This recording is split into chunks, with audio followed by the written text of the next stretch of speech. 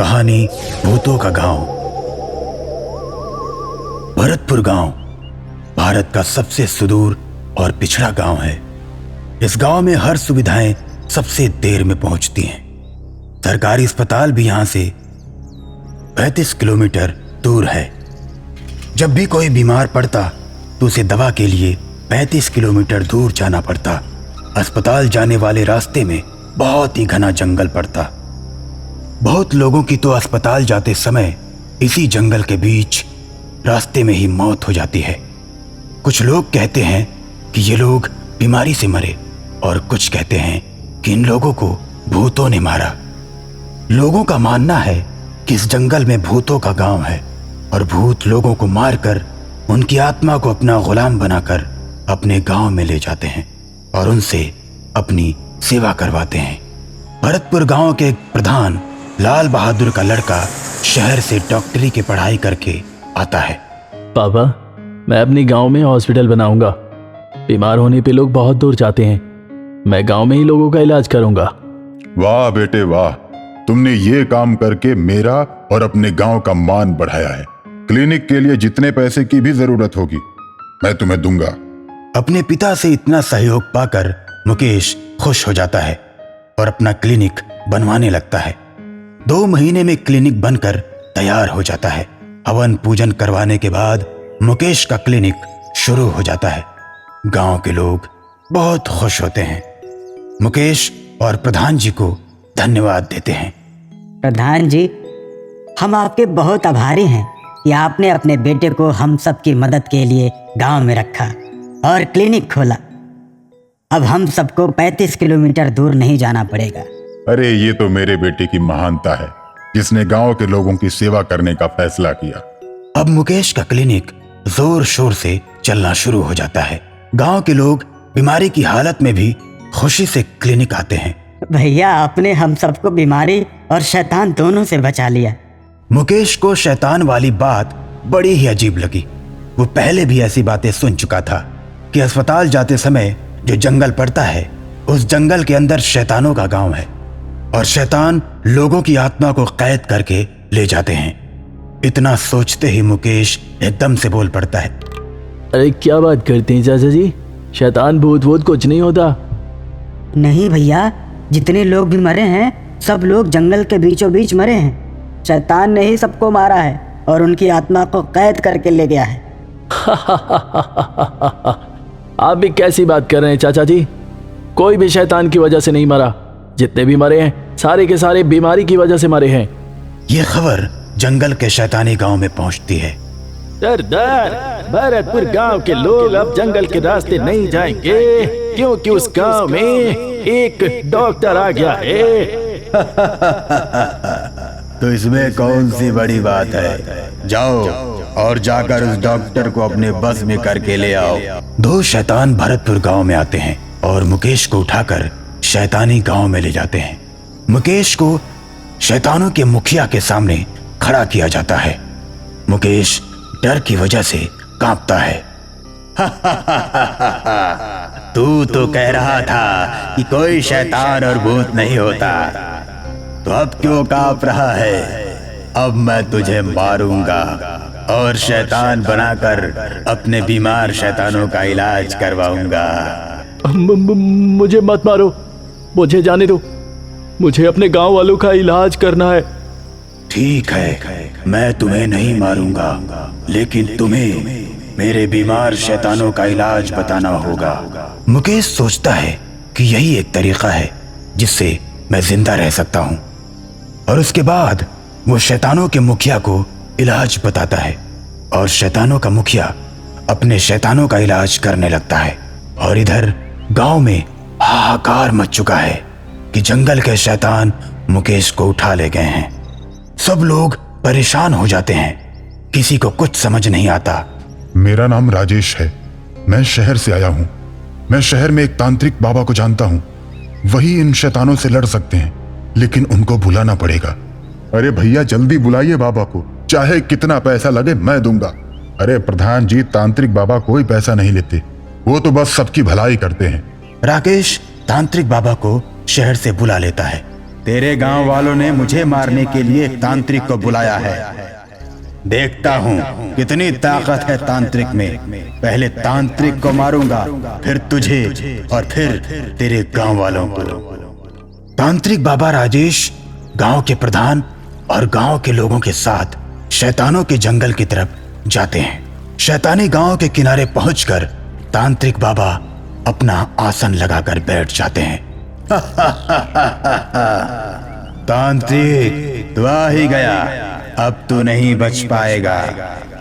शैतान एक बड़ा सा पत्थर तांत्रिक बाबा के ऊपर फेंकता है, लेकिन तांत्रिक बाबा को कुछ नहीं होता।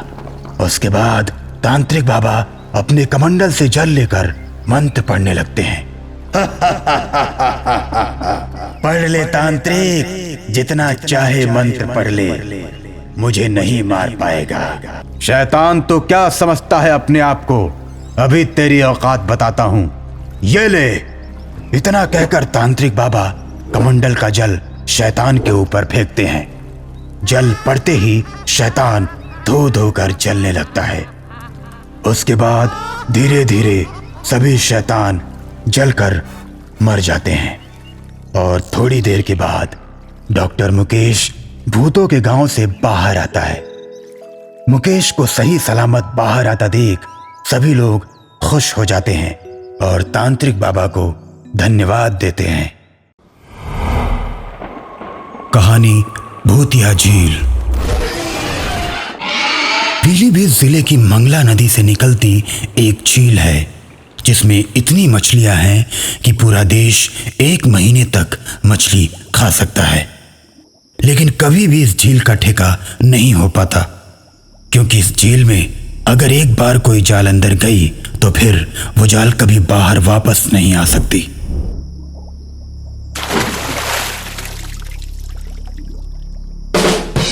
बहुत से ठेकेदारों ने इस झील से मछली मारने की कोशिश की, लेकिन हर बार उनकी जाल अटक जाती और कई मछुआरे मारे जाते।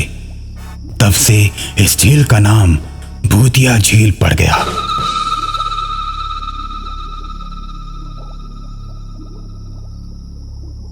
कोई भी इस झील का ठेका लेने की हिम्मत नहीं जुटा पाता, लेकिन उत्तराखंड से आए एक ठेकेदार ने इस झील का ठेका ले लिया और अब बड़ी बड़ी जालें इस झील के अंदर पड़ने वाली हैं। झील का ठेका होते ही आसपास के लोगों में बात होने लगती है।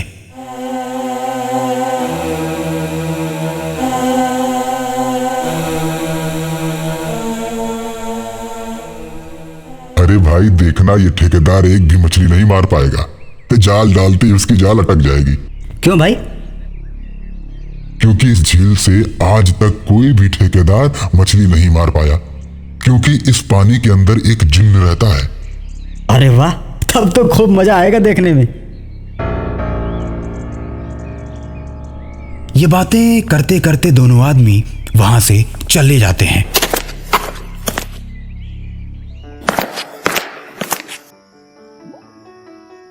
दोस्तों, लोगों का कहना है कि इस झील से कोई मछली नहीं मार सकता, लेकिन हम सबको दिखा देंगे कि मछली हम ही मारेंगे। चलो दोस्तों, जाल डालना शुरू करो। ठेकेदार के इतना कहते ही मजदूर बड़ी बड़ी जालें झील के अंदर डाल देते हैं। देखते ही देखते पूरी जाल मछलियों से भर जाती है। जाल को देख ठेकेदार बहुत खुश होता है। देखा दोस्तों, हमने कर दिखाया। ये लोग कह रहे थे कि यहाँ कोई मछली नहीं मार सकता। अब हम बहुत अमीर बन जाएंगे। और जाल बाहर निकालो, तुम सबको तुम्हारा इनाम मिलेगा। तभी एक मजदूर चिल्लाता है, मालिक, जाल अटक गई, बाहर नहीं आ रही। ये सुन ठेकेदार परेशान हो जाता है। अरे झील के अंदर कूदो और जाल को निकालो, देखो किसी पत्थर में फंसी होगी। ठेकेदार की बात मानकर 4 मजदूर पानी के अंदर कूद जाते हैं। नीचे जाकर देखते हैं तो जाल कहीं भी अटकी नहीं है। बाहर आकर ठेकेदार को जाल के किसी भी तरह से न फंसे होने की बात बताते हैं। ठेकेदार गुस्से से आग बबूला हो जाता है जब जाल फंसी ही नहीं तो बाहर क्यों नहीं आ रही? फिर से जाओ और जाल को बाहर निकालो। इस बार जैसे ही मजदूर पानी के अंदर जाते हैं वैसे ही जिन उनको डुबाकर मार देता है और थोड़ी देर के बाद चारों मजदूरों की लाश पानी के ऊपर तैरने लगती है। ये देख ठेकेदार डर जाता है और अपने भाई को फोन करता है।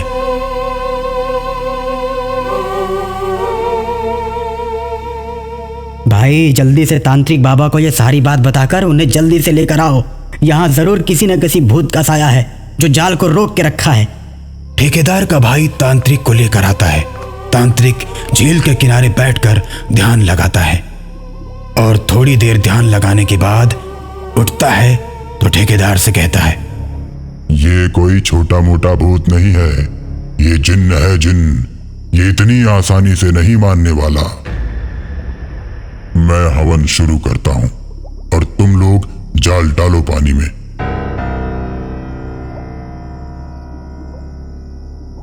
मजदूर थोड़े डर जाते हैं लेकिन तांत्रिक पर भरोसा करके झील में जाल डालने लगते हैं और तांत्रिक हवन करता है। फिर अचानक से झील का पानी उछलने लगता है।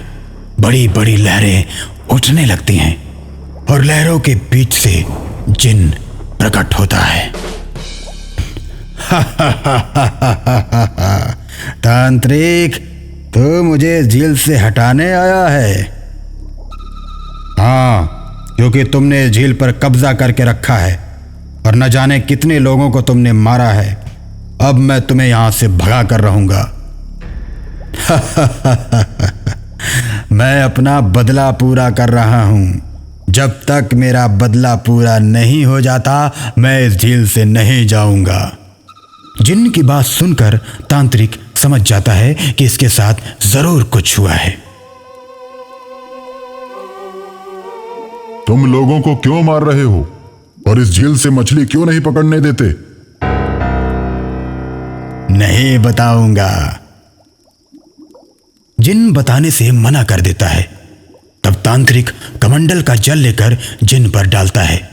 जिन्न चिल्लाने लगता है और बोलता है, मैं एक मछुआरा था। इस झील में जितनी भी नावें थी उन सब में सबसे बड़ी नाव मेरी थी और मुझे मछली पकड़ने की सभी कला आती थी। सबसे ज्यादा मैं ही मछली पकड़ता था, जिससे मैं धीरे धीरे बहुत अमीर आदमी बन गया। लेकिन मेरे दोस्त मछुआरों को मेरी अमीरी देखी नहीं गई और सब ने मिलकर मुझे जाल में बांधकर इसी झील में डुबो दिया और तब से यहीं जिन्न बनकर रहता हूं और जो भी यहां मछली पकड़ने आता है उसको मार देता हूं। इसमें मुझे खुशी मिलती है। जिन्न की बात सुनकर तांत्रिक गुस्से से भर जाता है। लेकिन निर्दोष लोगों को मारने का हक तुम्हें किसने दिया? तुम यहां से चले जाओ। मैं यहां से कहीं नहीं जाऊंगा तांत्रिक। तू चला जा, नहीं तो तुझे भी मार दूंगा। अरे जिन्न, अभी तक तूने तांत्रिक की ताकत देखी कहां है? अब देख। तांत्रिक हवन करना शुरू कर देता है। हवन कुंड से आग की लपटें इतनी तेज उड़ती हैं कि जिन्न को अपनी ओर खींचकर हवन कुंड के अंदर जलाकर राख कर देती हैं।